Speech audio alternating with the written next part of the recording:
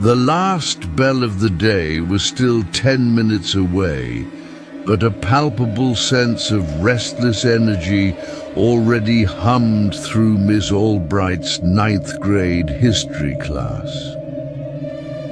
Outside, the Boston afternoon sky was a crisp, clear blue, promising an idyllic spring weekend. Inside, chatter about after-school plans buzzed, barely contained by the teacher's weary gaze. Liam, always the class clown, was secretly texting under his desk. Maria, the studious one, meticulously copied notes, and Chloe, lost in her own world, doodled intricate patterns in her notebook. Suddenly, a harsh, metallic buzz ripped through the speakers, followed by a calm, almost unnervingly flat voice. Attention, all staff and students. This is a code. Red lockdown. Repeat. Code red lockdown. Secure all classrooms immediately. This is not a drill. The casual chatter died instantly. Faces, moments ago bored or excited, turned pale, eyes wide with confusion. A code red. This wasn't the usual fire drill or even a simple shelter in place. This was the serious one. The one they practiced for, but never truly believed would happen. Miss Albright, her face suddenly grim, sprang into action. Everyone away from the windows! Get under your desks or against the wall if there's no space! Lock the door! Quickly! Liam, for once, didn't joke. He fumbled with the heavy classroom door lock, sliding the bolt home with a loud clack. The metal blinds on the windows were yanked down, plunging the brightly lit classroom into a dim, uneasy twilight. The students huddled together, a nervous mass of whispering teenagers. Outside the classroom, the usual school sounds, distant shouts, locker slams, the general murmur of hundreds of students abruptly vanished. It was replaced by a chilling, absolute silence, broken only by their own shaky breaths. It felt like the entire school had held its breath. "What's happening?" someone whispered. A girl named Emily, her voice trembling. "Just stay quiet," Miss Albright said, her hand on the doorknob, listening intently. Her knuckles were white. Minutes stretched into an agonizing eternity. The dim light filtering through the blinds cast long, eerie shadows. The air grew heavy, stale. And then, from somewhere deep within the school, a new sound began. Not a scream, not a shout, but a faint, rhythmic scraping noise. It sounded like something heavy being dragged slowly across the tiled floor, far down. The hallway. Scrape, drag, scrape, drag. It grew closer, impossibly slow, impossibly deliberate. The sound was accompanied by a strange, subtle humming that vibrated through the floor, a low, unsettling frequency that seemed to hum in their bones. And with it, a faint, acrid smell began to seep under the classroom door. Something metallic and vaguely sweet, like old, dried paint mixed with something else, something organic and unsettling. Liam, huddled under his desk, felt a cold bead of sweat roll down his back. He glanced at Maria, who was clutching her textbook, her face ghostly pale. Chloe, surprisingly, was staring intently at the door, her headphones still around her neck, her eyes wide. The scraping sound paused directly outside their classroom door. The humming intensified, vibrating through the wood. And then, a series of soft rhythmic taps began on the other side of the door. Tap, tap, tap, tap. It wasn't someone knocking. It was too light, too insistent, like fingernails gently scratching against wood. Ms.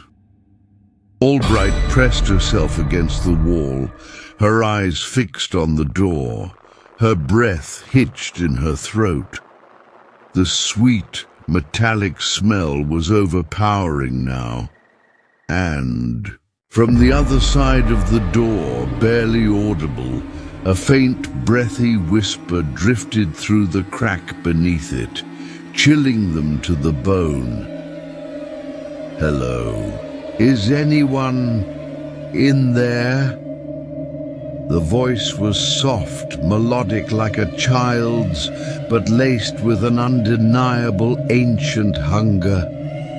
The childlike whisper under the door, laced with ancient hunger, sent a fresh wave of terror through the classroom. Ms. Albright's knuckles were bone white as she clutched the wall, her eyes wide and fixed on the door. The rhythmic taps continued, gentle but insistent, seeming to scratch directly at their nerves. "Who is that?" Emily whimpered from beneath her desk. "Silence!" Ms. Albright hissed, her voice barely a breath. The metallic sweet smell grew thicker, making their throats burn. It was now overwhelmingly cloying, like lilies left too long in stagnant water. The tapping stopped. The scraping sound started again, moving away, slowly, deliberately, down the hall. Scrape, drag, scrape, drag. It was fading, but the humming remained, a low, vibrating drone that resonated in the floor and through their very bones. A few students began to relax, letting out shaky breaths. Liam risked a glance at Maria, who still held her textbook like a shield.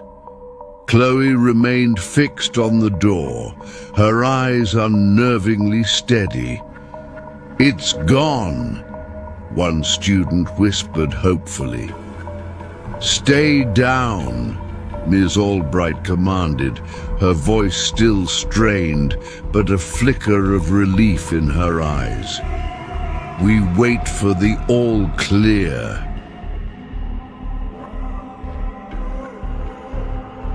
Minutes crawled by. The silence returned, heavy and oppressive. No more scraping, no more tapping. Only the low, constant hum that seemed to be part of the building itself. Miss Albright slowly straightened, cautiously approaching the door, pressing her ear to the cool wood. She listened intently. And then a new sound, impossibly faint, impossible to place. It sounded like thin, high-pitched laughter, echoing from somewhere far down the hallway near the school's main entrance. It was a child's laughter, joyful and innocent, but here In the chilling silence of the lockdown, it was profoundly wrong. It faded quickly, leaving only the hum. Ms.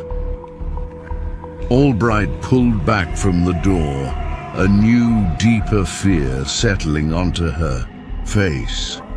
Her gaze fell on the small, scratched door viewer embedded in the classroom door. It was old, dusty, usually just a tiny peephole. Hesitantly, slowly, she leaned forward, her eye pressing against the glass. Her breath hitched the hallway. Outside was dark, the emergency lights casting long, distorted shadows. But directly across from their classroom door, where a large framed map of the world usually hung, something else was now there.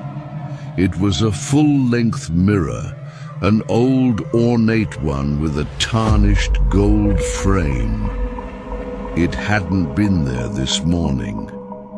And in the mirror, looking back at her, was a figure. It was indistinct, hazy, shimmering faintly, like a reflection seen through a heat wave. It was small, childlike, its features blurred by the glass, but undeniably there. It seemed to be covered in a fine, dark dust that absorbed the faint light. And as Ms. Albright watched, horrified, the reflection of the child in the mirror slowly, deliberately, raised a tiny, pale hand and waved. The sweet, metallic smell surged, overpowering, choking, and from the reflection in the mirror, a faint, breathy whisper drifted, impossibly clear, directly into Ms. Albright's mind. Do you remember me? Ms. Albright gasped, stumbling back from the door, her hand flying to her mouth. Her eyes, wide with a terror that transcended fear for her students. This wasn't just a child. This was something ancient, something that had been waiting. And the school, she realized, wasn't just locked down. It was trapped with something that knew them. Ms. Albright recoiled from the door, the child's whispered question, "Do you remember me?" echoing in her mind. Her terror was no longer just for her students' safety. It was personal, chillingly intimate. She knew this school. She had taught here for 20 years. But the mirror and that voice. Her gaze fell on Chloe, still staring at the door, her eyes unnervingly wide. There was a strange stillness about Chloe, a calm that felt out of place. Ms. Albright? What did... You see? Liam whispered, his voice shaky, pulling himself from under his desk. Before she could answer, a new sound filled the room. Not from outside, but from within the classroom itself. A faint, hollow tinkling, like old bells or glass beads rattling softly. It seemed to come from the darkest corners of the room, from beneath desks, from within cupboards. The air grew heavy with the sweet metallic scent, so thick it was almost visible. And as the tinkling continued, Objects in the classroom began to shift. A stack of textbooks slid silently across a desk. A chair slowly, imperceptibly, scraped backward. The overhead fluorescent lights flickered, casting distorted shadows that seemed to dance with malicious intent. The room. "It's alive," Maria whimpered, clutching her chest. Then, from behind Ms. Albright, from the wall where a large framed photograph of the school's original 1920s graduating class hung, a faint, almost transparent image began to appear. It was a blurred face, a child's face with old-fashioned clothes. It shimmered like a heat haze, and its eyes, though indistinct, seemed to hold that same ancient, sorrowful gaze she had seen in the mirror. The image solidified slightly, and a collective whisper rose from it. A chorus of faint, reedy voices speaking in unison. "We are here, still playing, in the halls." Ms. Albright's mind raced, scrambling for an explanation, for a way to fight back. Her years of teaching history, of studying the past, suddenly felt like a terrible burden. This school building was old, very old.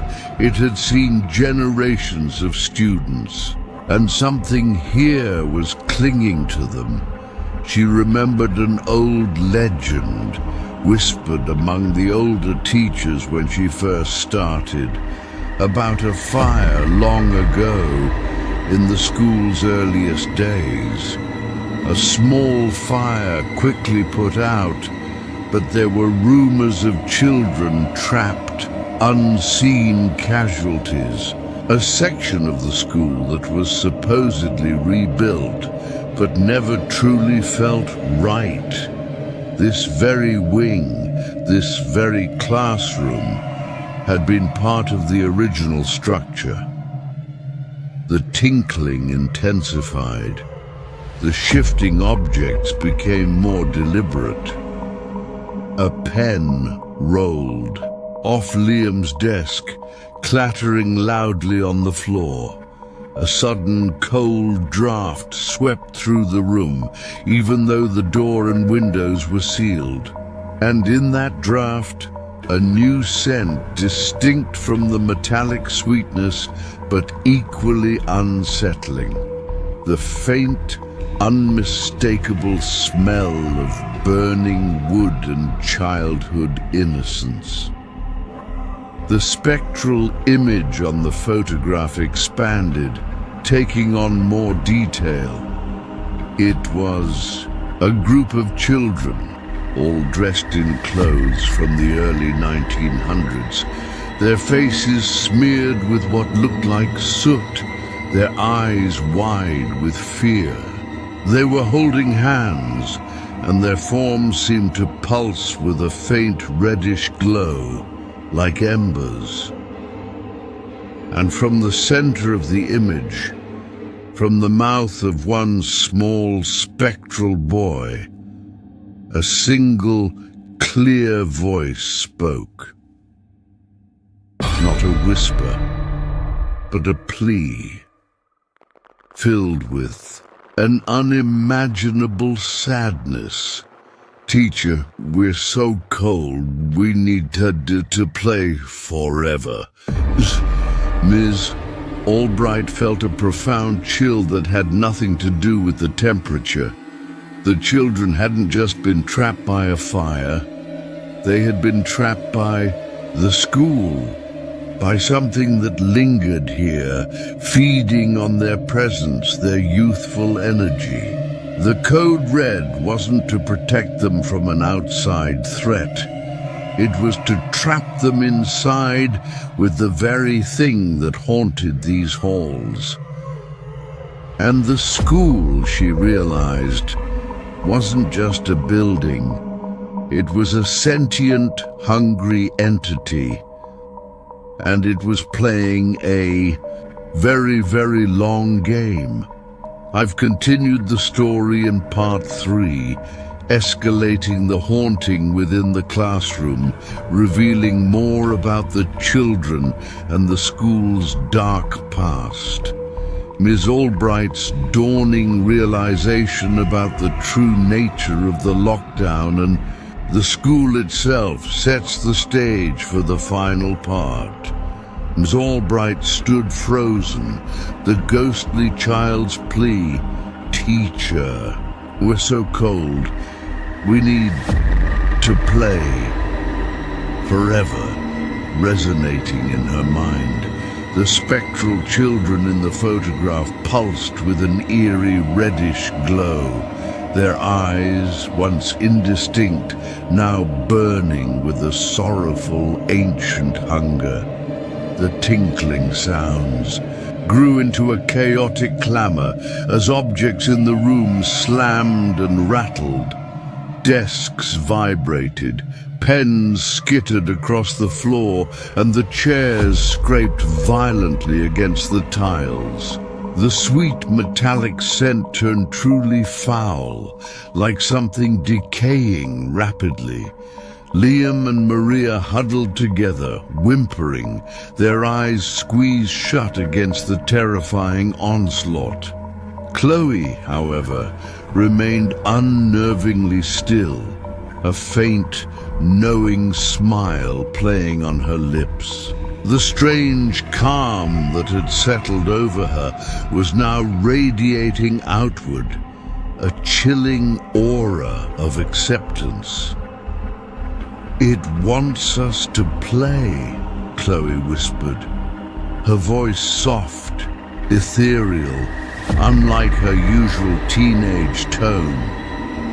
She slowly reached out a hand, not towards her classmates, but towards the swirling shadows in the corners of the room. "Don't you see? They just want friends." Ms. Albright's gaze snapped to Chloe. The child's voice from the photograph, the one that had said "teacher," seemed to now merge with Chloe's. A horrifying realization began to dawn. The fire, the lockdown, the entities. It was all connected, but not in the way she had feared. Suddenly, the code red alarm, which had been silent for what felt like hours, blared again. A harsh, grating sound that sliced through the room. "All clear! All clear!" Code red lifted. Repeat, code red lifted. The automated voice was back, calm and reassuring. A collective sigh of relief swept through the huddling students. Liam and Maria began to stir, slowly sitting up, blinking in the dim light. The tinkling sounds stopped. The violent shifting of objects ceased. The terrifying scents dissipated, leaving only the stale smell of the classroom.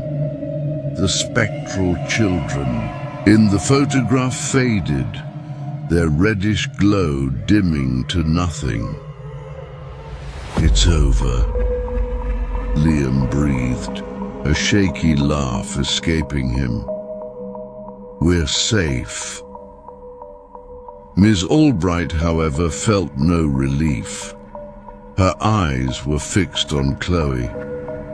Chloe, who had remained perfectly still, her serene smile unwavering. And as the other students slowly began to stand, rubbing their eyes, Chloe finally moved. She stood up gracefully and walked towards the classroom door. Ms. Albright moved to block her, a surge of desperate protectiveness overcoming her. "Chloe, wait! Don't touch it!" Chloe stopped and turned her head slightly. Her eyes, usually a vibrant hazel, seemed to hold a faint, shimmering iridescence, a subtle inner light that Miss Albright had only seen in the mirror and in the ash. "It's time to go," Chloe said, her voice perfectly normal, perfectly innocent. "They're waiting." Miss Albright looked at her students, their faces pale but relieved, eager to escape. She looked at Chloe, at her seemingly normal daughter, and a chilling final piece of the puzzle clicked into place. The school wasn't haunted by spirits. The school itself was the spirit. The fire long ago wasn't an accident. It was a ritual performed by the school itself to purify and contain its core. The children trapped in it, they weren't casualties. They were the first class, the first generation of consciousness absorbed and assimilated into the building's very fabric. The metallic, sweet smell was the scent of its growth, its very breath. The humming was its ancient song, its endless lullaby. The mirror wasn't a portal. It was a reflection of the school's true, sentient face, a childlike entity constantly seeking to play. And the plot twist. The code red lockdown wasn't a safety protocol. It was the school's way of selecting, of isolating its next students. The children in the photo, the spectral presence Miss Albright had seen in the mirror, the voices, they weren't the victims of the fire. They were the teachers. They were the welcoming committee, part of the school's collective consciousness, waiting for the all-clear signal from the central entity, the school itself, to begin the process of assimilation. Chloe hadn't been replaced by Lily. Chloe, with her inherent stillness and sensitivity, had been chosen, guided. She was the ideal vessel, the perfect new head of class, the one who would lead the next generation into the school's eternal embrace. Her serene smile wasn't innocent. It was the chilling contentment of perfect integration. As the classroom door slowly, silently unlocked with a soft click, Chloe reached for the handle. The light in the hallway beyond seemed brighter, almost inviting. Miss Albright lunged for Chloe, a guttural cry escaping her, but it was too late. Chloe opened the door, and as she stepped out, she looked back at Miss Albright, her iridescent eyes shimmering with a profound, ancient joy.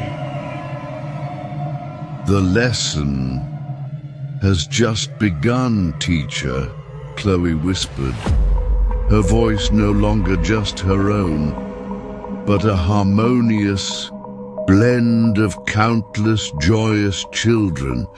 Miss Albright screamed, but the sound was swallowed by the sudden, cheerful burst of distant, high-pitched laughter echoing from the school's main hallway. The laughter wasn't mournful anymore. It was playful, inviting, and utterly terrifying.